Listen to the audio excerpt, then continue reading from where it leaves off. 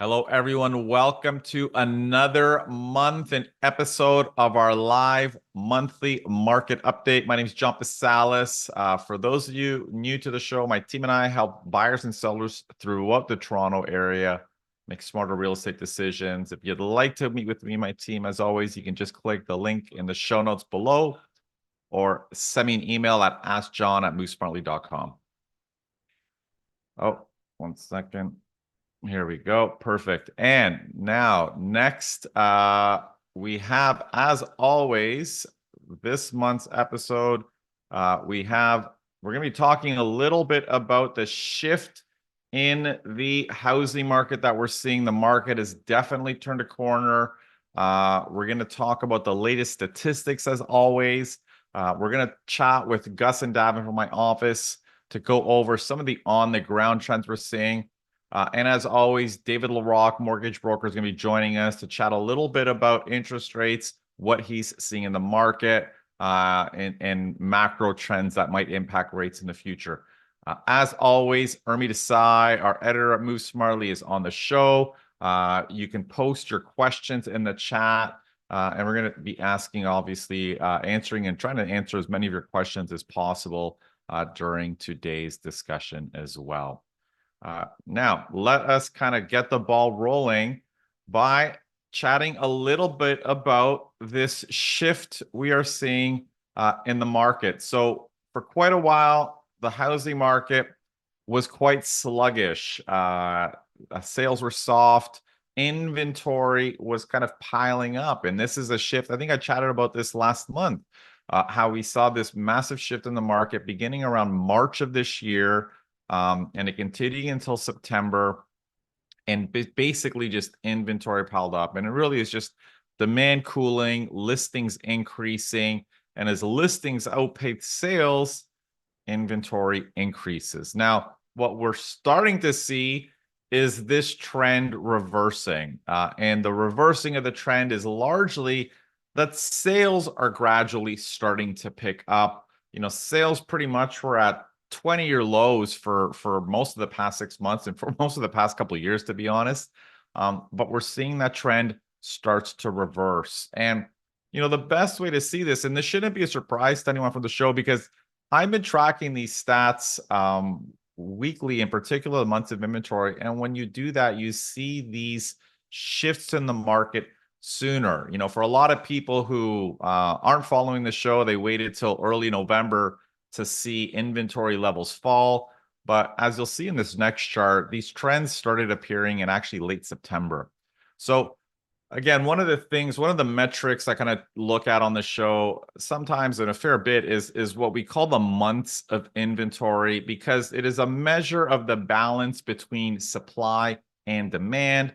The idea with the months of inventory is that, we look at the total number of homes available for sale. We divide that by the number of sales, and it basically tells us how long it would take the current inventory to sell if nothing else hit the market.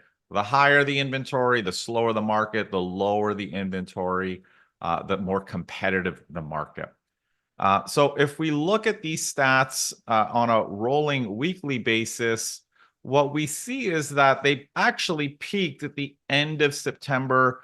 Months of inventory for condos hit just under 7 months, actually, which is very high for the Toronto area. For houses, we were just under 5 months of inventory.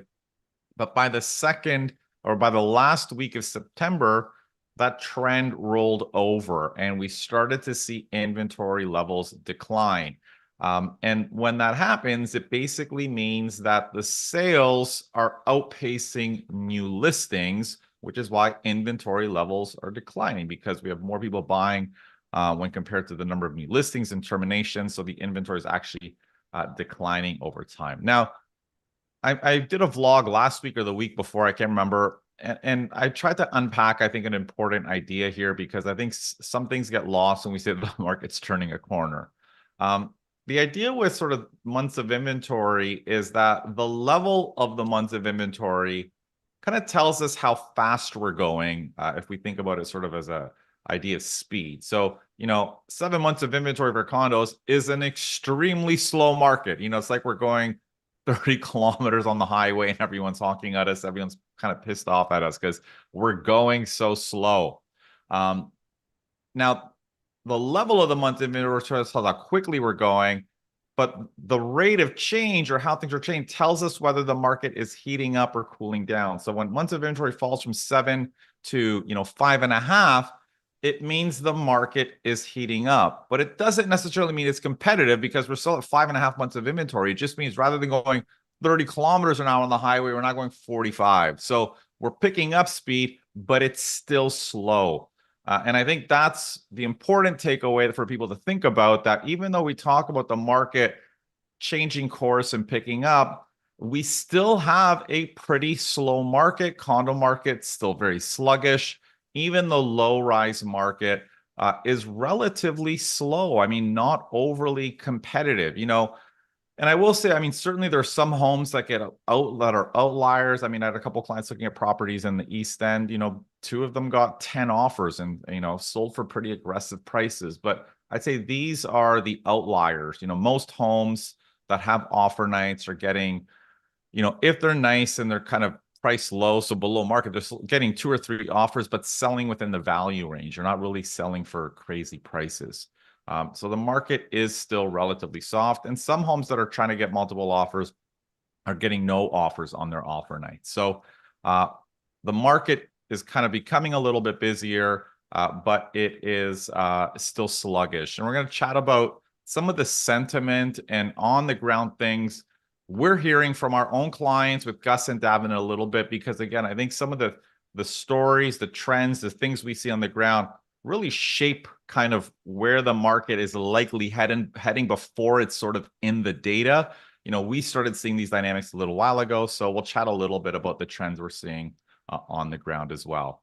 So let's kick things off now just by looking at the latest statistics for the month of October. And as always, we're going to start with low-rise houses, and I'm going to compare sales, new listings, and active listings for detached homes over a long time horizon to see how those numbers look for October relative to previous years. So last month, we had just over 3,000 detached home sales. And this is up over last year, quite a bit, over 40% up over last year. It is still not in line with kind of historical volumes. We're probably below historical norms. The levels of sales are close to what we had in 2017 and 2018, and then even like 8 or so years before that. So they're still soft. They're a little bit below what is typical, but they're well above last year. And again, even when we compare it to last month, September's numbers were at basically 20-year lows, much like 22 and 2023. So this month, we've seen this shift in direction where sales are actually picking up as people are jumping back into the market. Number of new listings for detached homes, just under 7,000, in line, relatively normal for this month. And active listings, just over 10,000. Again, somewhat normal. Normal for a soft market. Again, this active listings volume is very similar to what we saw in 2018 and 2019, which if we go back 2 slides, 2018, 2019 had this really similar sales volume to this year. And those were periods when the market was quite soft, actually, very slow, not a lot of bidding wars. It's kind of right after the market had peaked in 2017 when we had a bit of a bubble. In 2018, and in particular the first half of 2019, was relatively soft, not a lot of price growth, kind of a pretty boring market. So that is roughly where we are at now. And when we look at months of inventory monthly, we can kind of see that things have really turned a corner. This is for all low-rise homes. We went from about 4.3 or 4.4 to just over 3 months of inventory. So dramatic shift in a very short period of time. And again, this is because sales are outpacing new listings.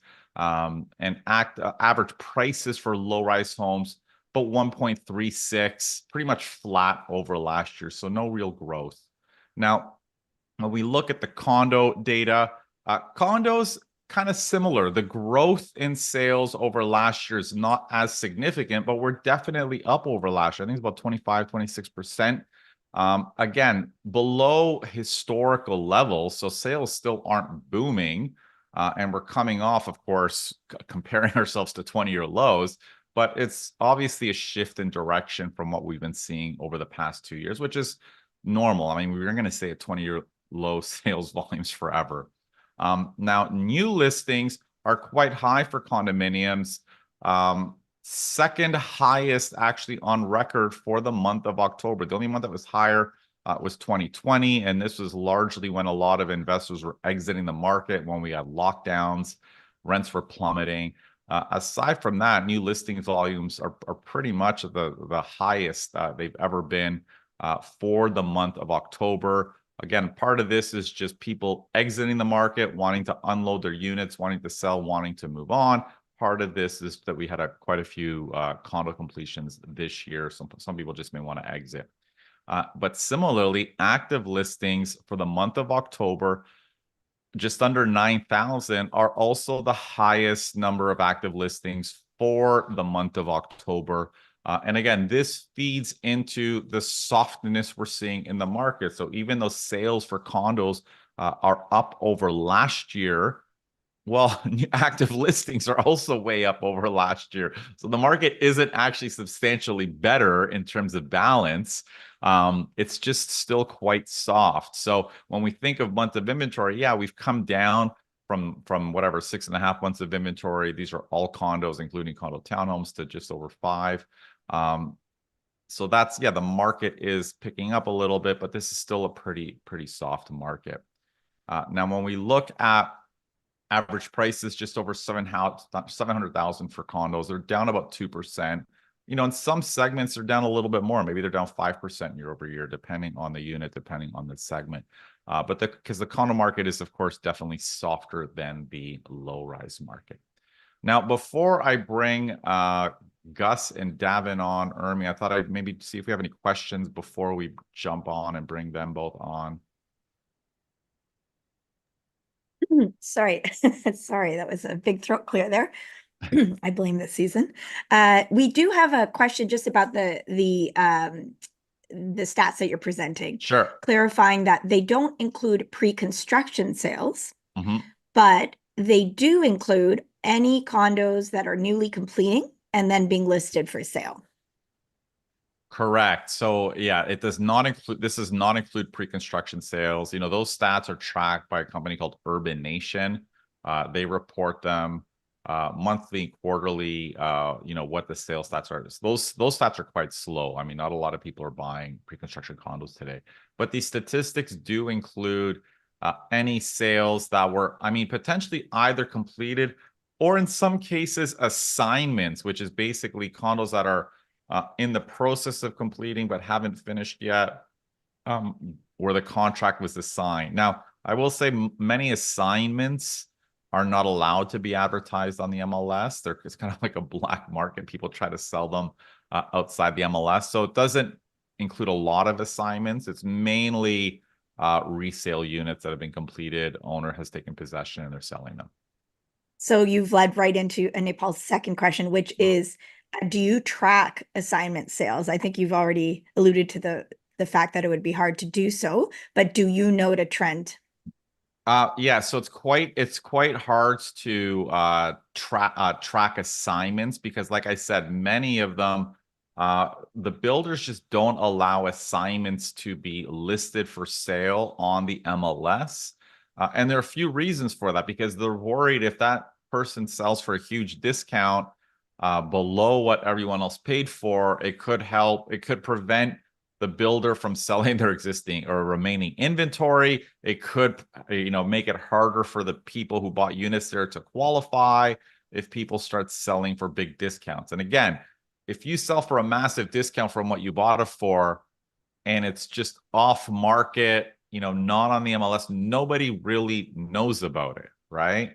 And this is why they're kind of fine with assignments as long as they're not advertised. If it's on the MLS, it's effectively public knowledge at that point, and could impact, you know, people's sales and sale prices.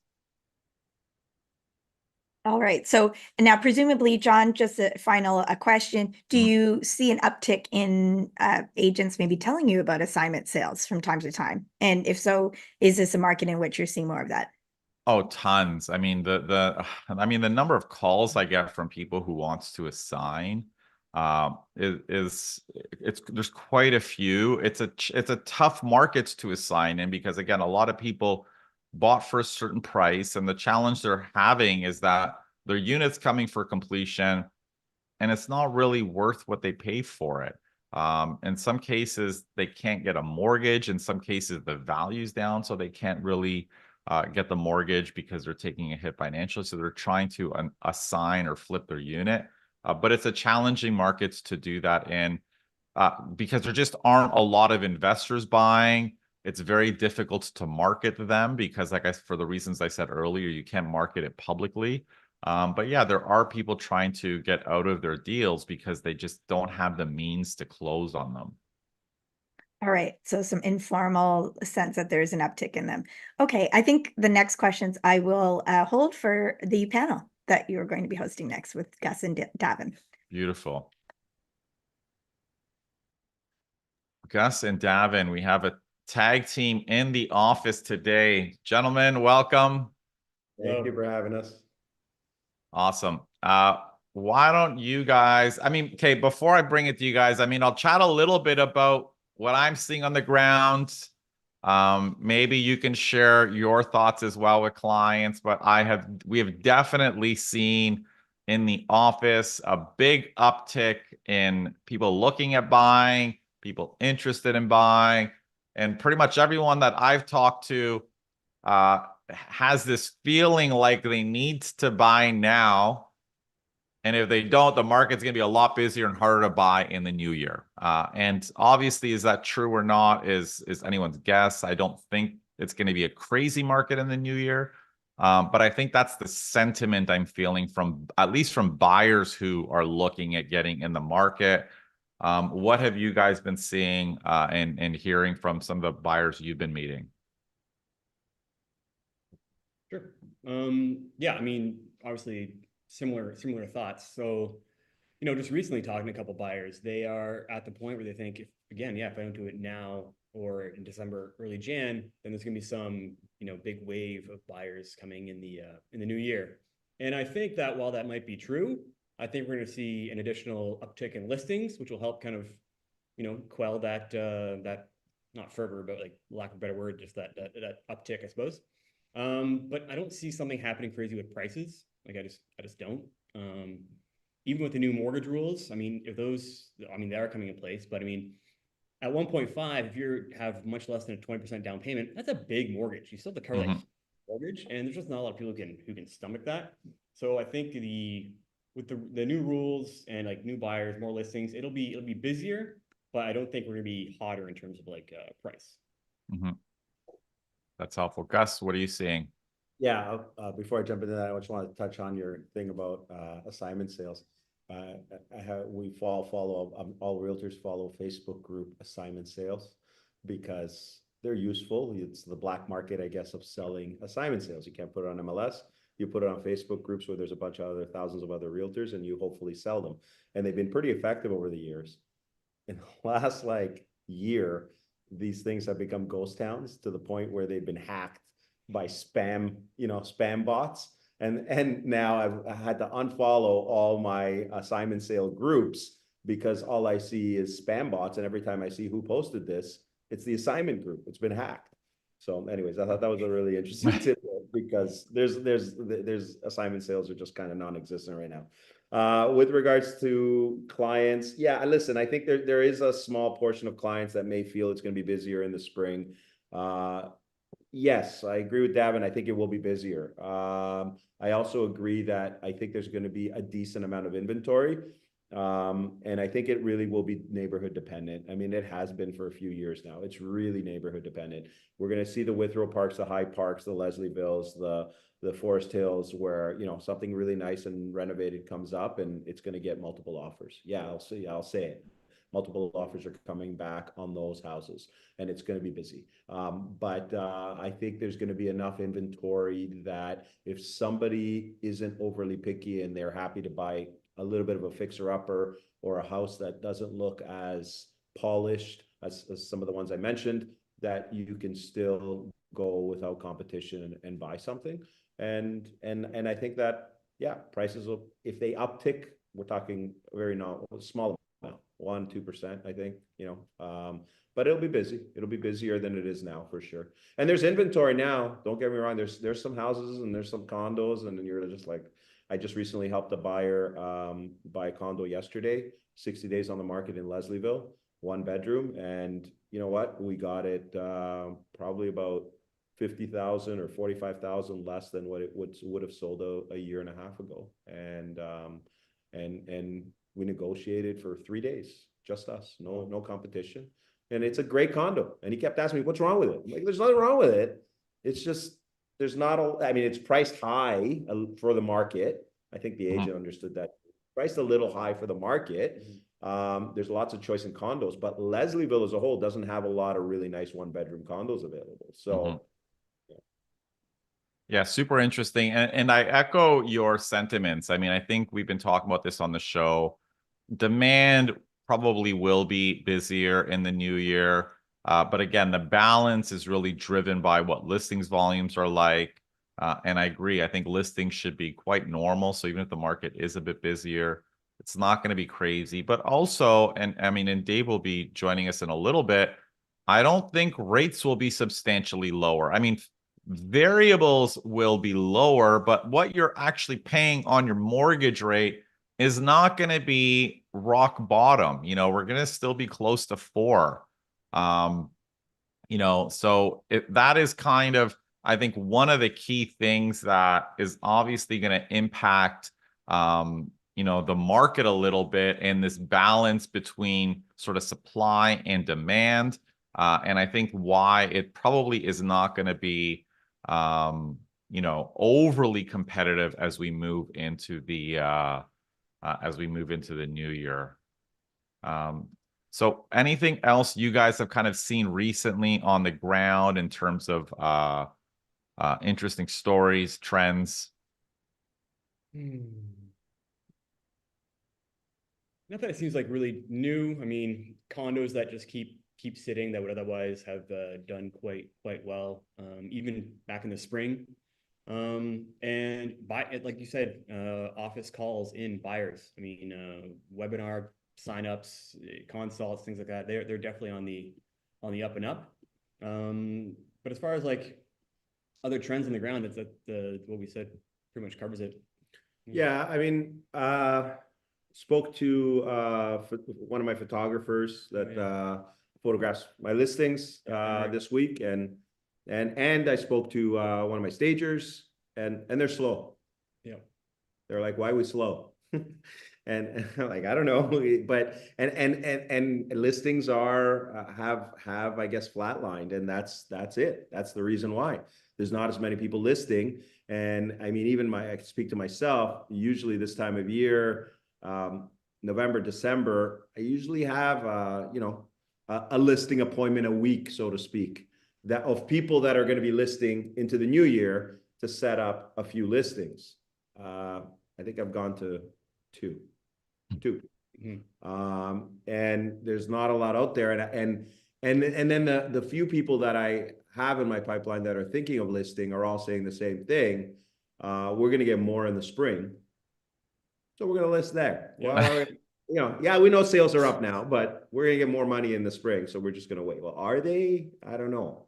I don't know if they're going to get more. Again, it really depends on the neighborhood and the type of house. Yeah. If you're that particular house in that particular neighborhood and you're updated, I agree with that strategy. Yeah, I don't always say time the market, but I can see their reasoning. But if not, and especially if you're a condo, I don't know. Yeah, absolutely. I agree with you. And I think this is why listings will cool down. I mean, yeah, I'm hearing the same thing. A lot of people are considering selling in the new year, especially of a house. I mean, I think the condo owners are just like, put it on. We're going to wait. The market is the market. And some of them are obviously holding out, but I don't think they're holding out on actually listing. They're just like put it up there. I mean, and even we've seen like condo listings are on the market for like months, all of a sudden starting to sell, over the past, 4, 5, 6 weeks or so. But yeah, I agree with you. I think there is a sentiment that the sellers think the market's going to be busier in the new year, and it will be. But again, like we said, if listings, are strong or stronger than normal in January and February, the market's not going to be as frenzied. And I think I agree with Gus's point. I think the challenge sometimes buyers is even if they see a lot of offers on homes or some homes, it's not the whole picture. Like even in a busy market, there is value out there, in certain homes, and understanding, like focusing on the homes that are mispriced, that have good value, maybe aren't staged as well. A good opportunity to plug my webinar, which maybe we'll include in the link in the show notes below, because these are some of the things that we talk about, how to navigate the market and find value. Because a lot of times, multiple homes will have offers on the same night. 1 or 2 have 10. The other 2 or 3 have like 1 or 2, right? And sometimes it's just a matter of the pricing. People think they're going to get a deal with the one. So a lot of the times it's just, navigating the market. So awesome, guys. That was super helpful. Urmi, I don't know if we have any other questions for Gus and Davin before we bring David on. Just a question here. I'm, by the way, adding the link to your webinar in the show notes as we speak. So everyone will be able to see that. We have a question from our regular participant, Connie. Hi, Connie. And it is about whether you see demand for freehold townhouses picking up. Yeah, I think we're seeing that already now. What do you guys like? It's gonna kind of take all the freehold pieces in, like detached, semi, and freehold townhouse. I would say yes. Yeah, definitely. It's that's the starter segment. So definitely it's busier. Again, though, is it like crazy 15 offers? I mean, not necessarily. I mean, maybe the odd outlier may have them, but townhomes, freehold townhomes are kind of, for the average first-time buyer-ish price point, or maybe that upsize or that single person or couple, we're going from a condo to or to a freehold townhome. So yeah, it tends to be a pretty busy-ish market. But again, that said, it doesn't necessarily mean prices are going to go up 10%, over the next 2 or 3 months. I think, like as always, it's about being a little bit strategic and kind of being mindful about where you're bidding and which units and which townhomes. Awesome, guys. Thank you so much for joining. We'll see you next month as always. Yeah, thank you. Bye-bye. And we have Mr. David Larock, mortgage broker extraordinaire, the king of the one-liners. Thank you as always for joining. Pleasure to be here. Yeah, great. So, I mean, let's kick things off by chatting about to what extent we'll chat about macro trends broadly, but to what extent does the Trump election, if at all, impact rates or the outlook for rates? I guess obviously it's not going to be an immediate impact, but the potential outlook rates in the US and in Canada. Well, the reality is that Donald Trump's policies aren't going to impact the US economy or the global economy until sometime around 2026, because he doesn't come into power until January, and then he's got to change things around and implement a bunch of stuff, and then it takes time for that stuff to hit the economy. So realistically, we're probably not going to see a significant impact on the economic data for quite a while, early 2026.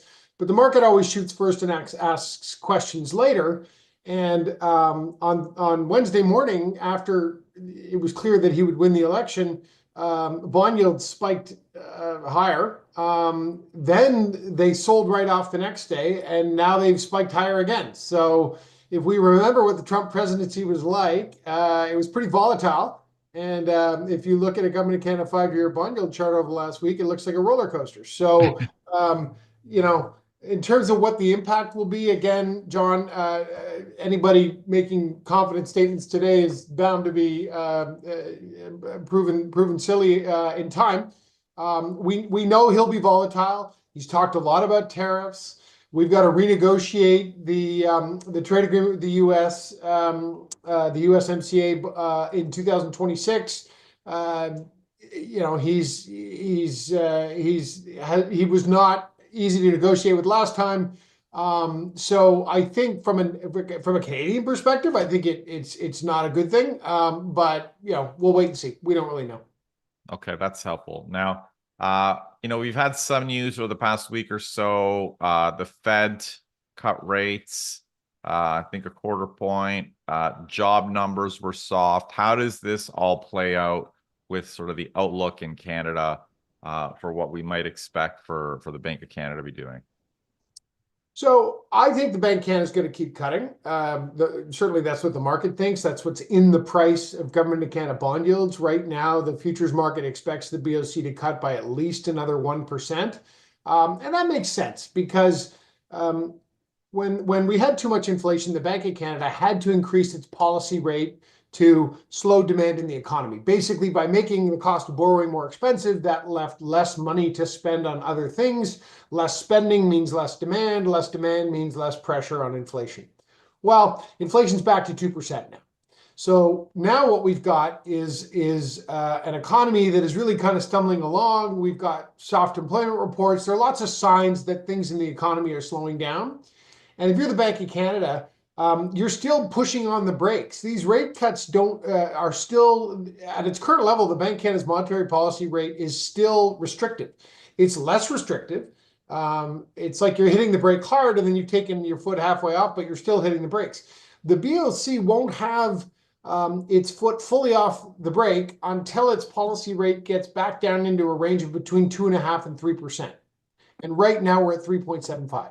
So when the market thinks the BOC is going to cut by another 1%, it's basically betting that the BOC now can return its policy rate to its neutral rate range, where it's not restricting growth in the economy because inflation is back to target, and it's not stimulating growth in the economy, which it would be if it was below 2.5%. So basically, the market bet is the BOC is in the process of taking its foot fully off the brake, and everything the bank has said has correlated with that. We're not betting against the bank. Everybody's kind of on the same page on that. Okay, that's helpful. Now, you know, if the bank cuts another, you know, full percentage point over the next, whatever it is, 4, 5, 6 months, you know, that's going to push variable rates close to 4, probably. Does that sound about right?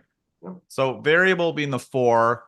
Now, what is the outlook for fixed rates? Because I remember in your post, I think this week, you mentioned that you are not optimistic that fixed rates will be that much lower in the months ahead. So, I mean, where are we now with fixed rates and where do you see things going in the next 6 months or so? So, John, this is where things get really interesting. The mainstream narrative right now is that fixed rates are going to keep falling. And when you read the headlines in the paper, they talk about the Bank of Canada's rate cuts. They say rates are falling in December. So a borrower calls me and says, well, I don't want to lock in a fixed rate now because I think rates are falling in December. Well, the rate that's falling in December is the BOC's policy rate, which only directly impacts variable rates. Mm-hmm. Fixed rates and variable rates operate differently. If you've got a variable rate, you got to wait for the Bank of Canada to cut its policy rate. Every time it does, your rate drops by the same amount. So the 1% worth of cuts, exactly as you said, John, expected by the BOC, will lower variable rates from being in the low 5s to the low 4s. And that's expected to happen by next spring. Fixed mortgage rates are a different beast. They're priced on Government of Canada bond yields. And Government of Canada bond yields are determined by thousands of investors buying and selling Government of Canada bonds all day, every day, including pension funds and life cos and all kinds of huge institutions. So when you look at fixed rates right now, a lot of the good news is already reflected in the price. They've already priced in the 1% worth of Bank of Canada rate cuts yet to come. They've already priced in our return to target. They've already priced in the Fed's rate cuts. So when you look at it and you say, okay, fixed rates at today's level already reflect all of that good news. So the narrative a lot of people have is, well, rates are going to keep falling. They'll be around 3.5 by next summer. Okay, but what's going to push them down to 3.5 next summer? Because it isn't going to be those three things. Those are already in the price. It has to be a new catalyst that we don't yet have, we don't appreciate enough to see reflected in bond yields. And of course, fixed rates are priced on Government of Canada bond yields. So when bond yields go up or down, fixed rates move the same way. So the question is, what's the new catalyst? If it's obvious to you and me, John, it's already in the price. Okay, it's not something you're reading about in the front page of the paper. It's got to be something new. Like, for example, if the price of oil dropped to $50, well, that would lower the cost of everything in the economy that uses oil, and that would be significantly deflationary. If we all of a sudden had really lousy economic data and it looked like we were going to be in a recession, well, rates often fall in recessions. Typically they do. So that would be new information that would push yields lower and bring fixed rates down. But none of that is immediately apparent right now. And what we do know right now, what we can see clearly is Trump just won the election, and a lot of people, most people think that's inflationary. The U.S. Federal Reserve cut by 1/4 point, but when you look at the U.S. futures market, the futures market was priced for the U.S. was pricing in another 1.5% worth of Fed rate cuts. Now they're expecting that we'll get one more in December and maybe between 50 and 70.5 and 0.75% next year. So in other words, another 1% now, not another 1.5. So basically, the U.S. futures market is now betting the Fed is going to cut by less. And that's new information. Government of Canada bond yields move in lockstep with U.S. Treasuries. Interestingly, there are lots of examples of this. If we have bad domestic data on the same day that the U.S. has good domestic data, Government of Canada bond yields go up. They should go down when we have bad data because people assume there'll be less inflation, the economy will be weaker, maybe the Bank of Canada will be more accommodating. But when there's strong data in the U.S., maybe better saying that than good data, when there's strong data in the U.S., that implies the economy will be stronger, there might be more inflation pressure, and the Fed will be less accommodating. Our bond yields are pulled along by the gravitational pull of U.S. Treasuries. So on a day when we get bad Canadian news and good U.S. news, our bond yields go up. So the reality is when you look at Government of Canada bond yields, all the domestic stuff that was good news is already in the price. And all of the stuff that we're just kind of figuring out now, like what's going to happen to the economy now that we know that Trump is going to be the next president. The fact that the Fed the U.S. economic data has been stronger than expected. The Fed isn't expected to cut by as much. All of this stuff that's new and still coming down the pipe is more inflationary, and it's pushing yields the other way. And that's why we've seen bond yields, Government of Canada bond yields rise to a level where it looks like the next move in rates, fixed rates, is probably going to be up. So long story short, John, in my posts, I warn people who would prefer a fixed rate today but don't want to take a fixed because they think fixed rates are going to be lower next summer. They take a variable, which they're not really comfortable with, and their plan is, I'm going to take a variable for now, I'm going to wait for fixed rates to drop, and then next summer, I'm going to lock in a lower fixed rate. It's not that that isn't possible, but I don't think it's the most likely outcome for the reasons that I've outlined. And I think people who aren't comfortable with variable rates, who are just taking them temporarily based on a bet about what will happen in the future, I think there's risk in that decision. And if fixed rates don't fall and they end up sticking in variable and it's a product they wouldn't otherwise have chosen, then they end up wearing an ill-fitted suit. And and to me, I think the consensus narrative most of the time, over time, if you're a contrarian and you bet against the consensus, you end up doing pretty well. And right now, when everybody thinks something's going to happen, it makes my contrarian senses tingle. And I think fixed rates, if they haven't bottomed, are pretty close to bottoming. And I think there's more upward pressure on fixed rates right now than most people appreciate. That's helpful. Now, let me try to summarize it for the non-macro, bond yield people. So, and I think you've made a very good point. Everyone hears about the news that interest rates are falling, but most of that news, of course, is talking about the Bank of Canada's interest rate, which only really impacts variable rate mortgages. It does not impact fixed mortgages. And as you said, fixed mortgages are based on the bond yield, so the 5-year Canada government bond yield, and the bond yield looks forward. And the bond yield, from what you're saying, has already priced in, say, the full rate cuts that the market's expecting from the Bank of Canada, so that's not going to change much. And the only thing that really changes it is a combination of potentially weak or changing economic data in Canada, but also what happens in the US. We're really tied to what happens in the US. So from what you're saying, bond yields and fixed rates aren't going down very much. And I think where that leaves us potentially is a market where, and it sounds like, and correct me if I'm wrong, where fixed rates and variable rates are kind of close to 4%, give or take, in the next 6 to 9 months. Does that sound about right or so? Yeah, John, I think that's a really good summary. The reality is fixed rates have already fallen. Variable rates are higher because they only fall when the BOC actually pulls the lever. Fixed rates have fallen in anticipation of the BOC pulling that lever. In a normal environment, variable rates are lower than fixed rates. So it wouldn't be unusual for variable rates to fall below fixed rates. That would just be a reestablishing of normal conditions, right? Because when inflation's around 2%, when you look back over 25 years, most of the time variable rates are cheaper than fixed rates. It's only when inflation's up around 8 or 10% that the yield curve inverts and all kinds of weird stuff happens. But John, that's exactly correct. I think realistically, there's a lot more room for variable rates to fall, but they're higher than fixed rates right now. And all of the stuff we can see about a return to target, expected rate cuts by the BOC, all of that stuff is already in the price. Anything you and I and anyone watching this podcast can see right now and it is apparent to them is already in the price. If fixed rates fall, it'll be because something new happens that we can't see yet. And when I look into the future and say, what's likely to happen? Well, a lot of the good news is already in the price. And usually you don't just get good news when it comes to falling rates. Usually there's a bit of volatility. And certainly Trump being elected president in the US was an upside surprise that is probably going to put some upward pressure on fixed rates. And that's why yields are higher now. So absolutely, John, I think you've summarized it well. Lots more room for variable rates to fall. Fixed rates have probably bottomed, at least for now, because a lot of the good news is in the price. And if they're going to go lower from here, there's something new has to happen that we can't yet see. Awesome, David. Thank you so much. Urmi, I'm going to bring Urmi on to see if we have any kind of questions from the chat.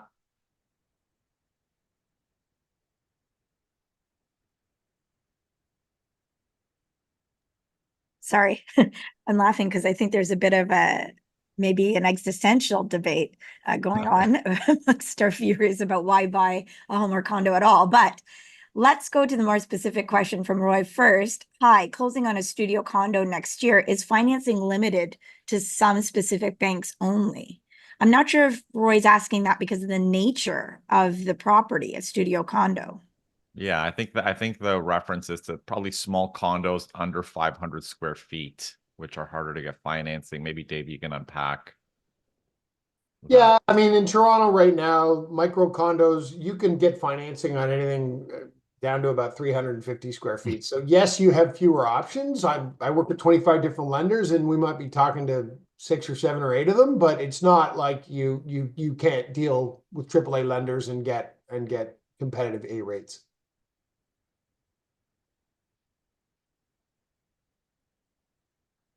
You're on mute. Yes, thank you. We have a question that I think you touched upon, John, but maybe worth reiterating from Mr. What to Do Today.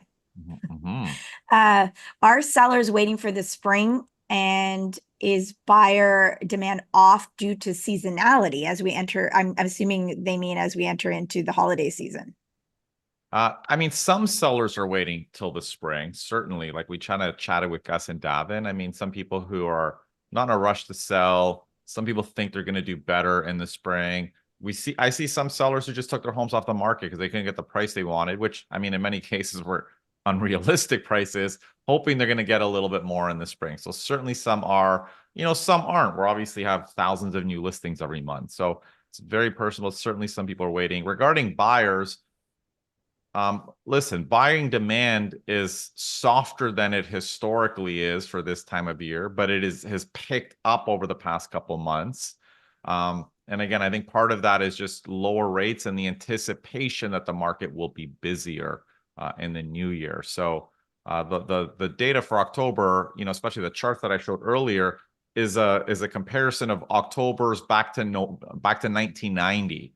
And that's kind of why we do that, because it reflects the seasonality in the data. We can't really compare October to August. So So certainly we're below where we normally are for October, but it is busier than last month. I'm curious to hear the existential question. I got to be honest with you. Sure. It's the usual. Why would anyone buy, Carl asks, why would anyone buy a home condo? It escapes me. Locking one's money in an investment for 30 years, that even if its value increased by 100%, I don't understand the rest of this. Well, taxes and the And need then for a place, 100% higher as well. I mean, listen, why does someone buy a home? Listen, I think, people I think are going to do what works for them. At the end of the day, Canada is a country that prioritizes home ownership. Going up 100% in 30 years is probably not realistic. I think prices have doubled in the past 8, I got to be honest, or something like that. And it's not to say that they will do that in the next 8 years. But the point is, I think the average person who's doing it, from our experience, is not even necessarily, especially buying a home, forget investment properties, is not even doing it because they think it's going to double in 10 years or whatever. A lot of it is just having a home of your own, having security of tenure, not being forced to move out if your landlord decides to sell the house. It's all of these things. And I think for certain people in a certain phase of life, that becomes more important. And they're willing to pay a little bit more for that rather than just rent. And certainly if you're renting a townhome, your out-of-pocket costs are probably going to be a lot less than if you buy, because obviously when you're buying, part of that out-of-pocket cost goes towards your principal. So, at the end of the day, I think everyone's going to do what works for them. And some people are just not buying. And I think that's also a fair choice. Some people are moving out of province. I think that's also a reasonable choice. So I think it's very John, personal. can you comment also on the recent StatsCan report, I believe, that shows that homeowners continue to have a larger wealth gap than renters? Yeah, 100%. The wealth gap's widening. Not just because homeowners own homes, but because many homeowners are investing further in real estate and using the equity in their homes to make other investments, right? So certainly over time, yes, homeowners tend to have more assets over time. And this is, quite frankly, I was tweeting about it this yesterday or 2 days ago. Like, this is actually kind of part of Canada's approach on how, there's something called like the welfare state, which is this idea of how does the state kind of manage and help people kind of balance their income through sort of the ups and downs of life and economic cycle. And obviously part of this is social programs, but part of Canada's approach to help people in retirement is to encourage home ownership. This is partly why our home ownership rate is so much higher, because if people own their homes, by the time they retire, they have zero housing costs other than their property taxes, right? So, and they have $1 million or $1.5 million in equity in their home. So this is actually part of Canada's approach to help people in retirement.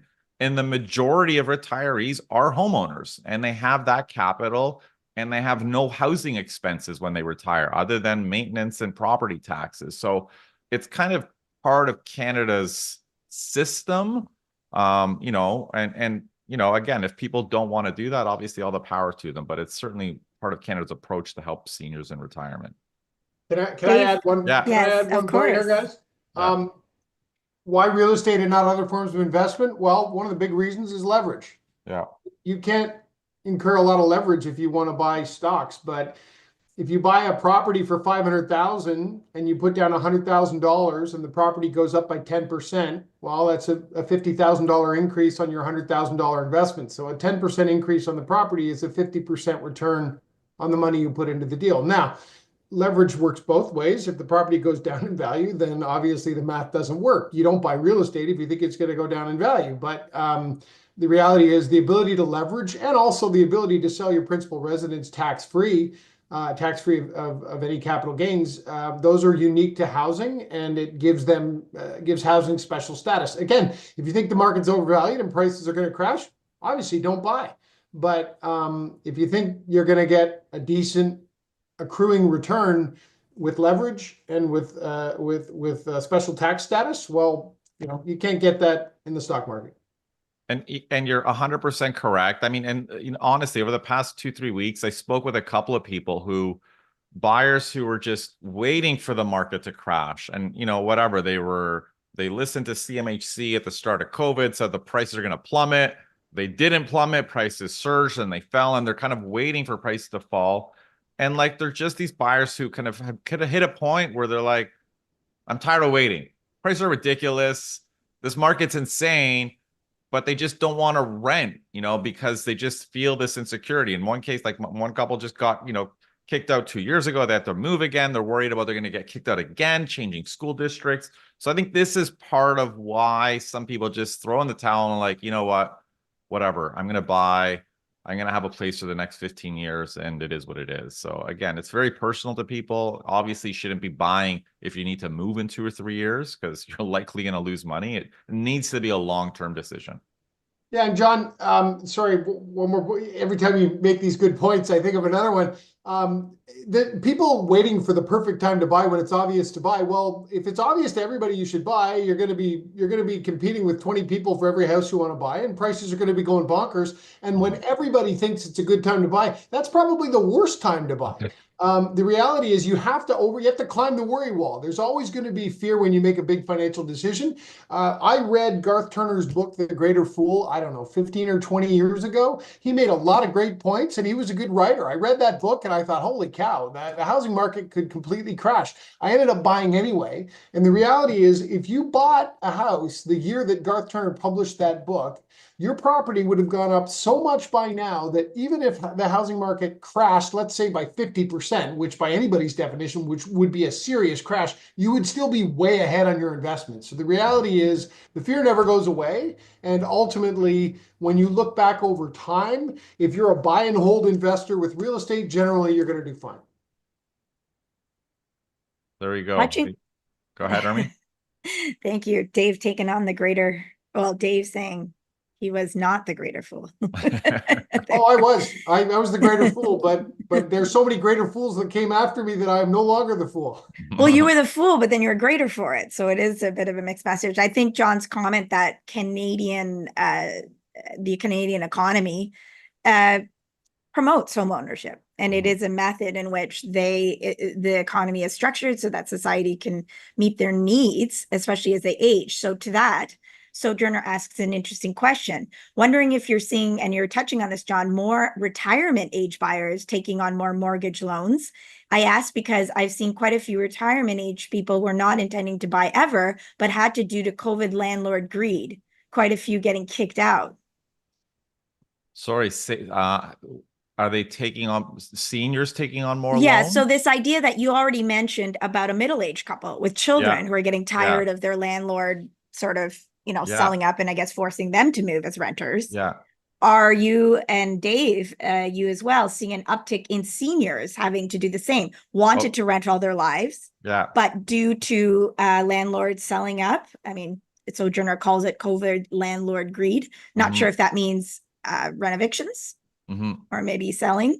Quite a few, are you seeing more in the older age bracket also facing that dilemma, older age renters?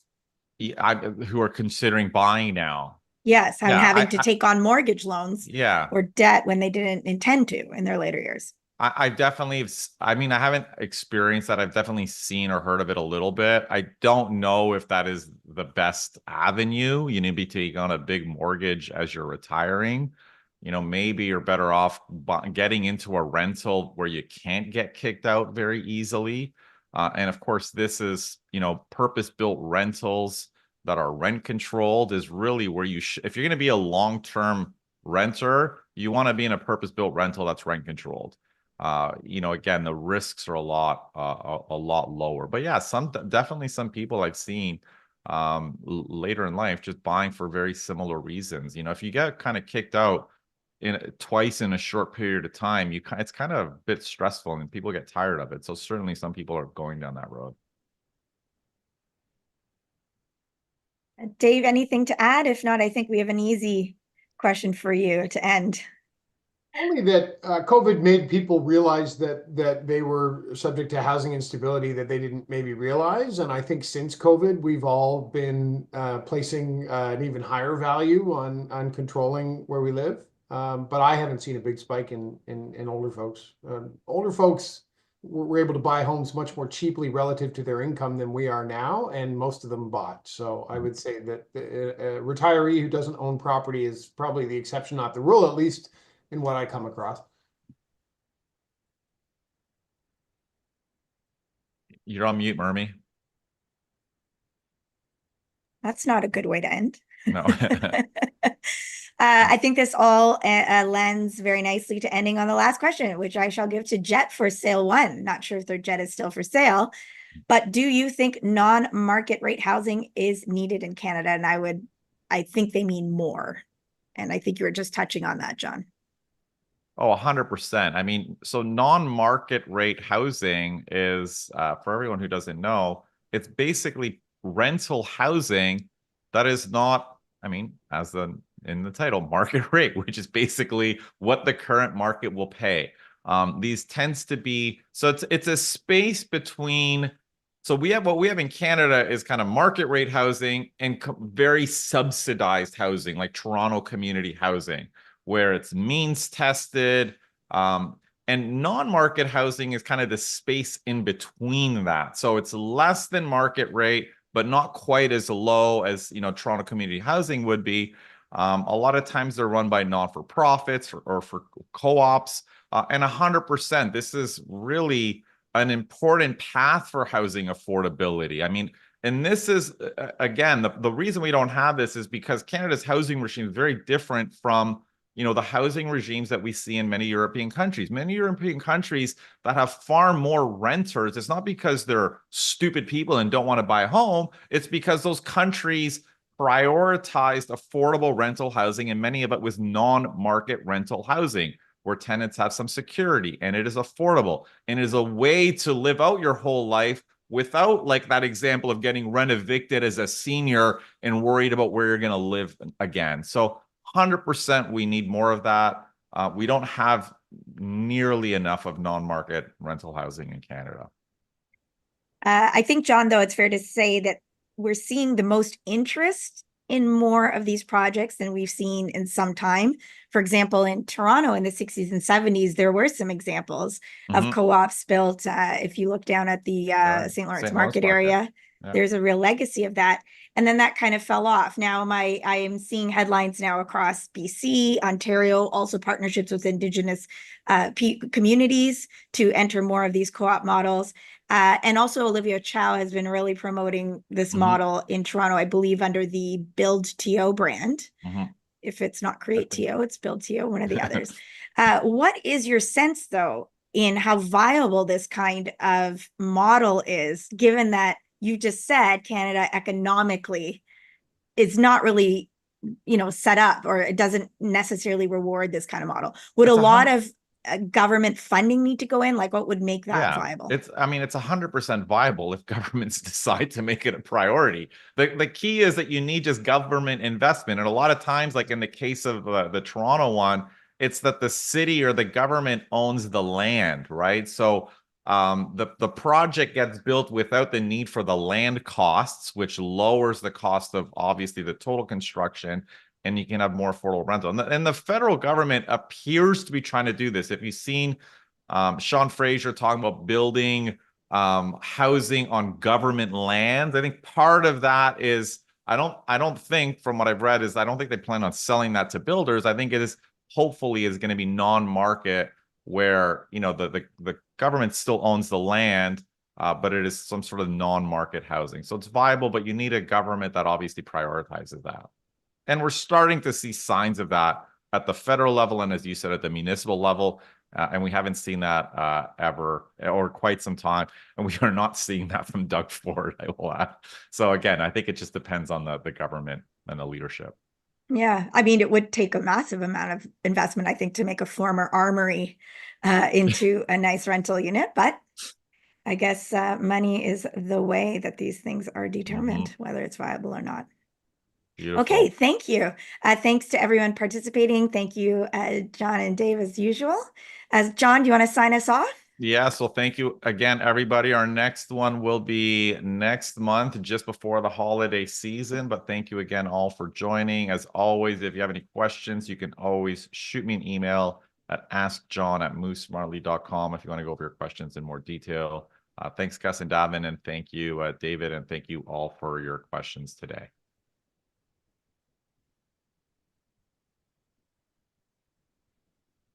All right, gang.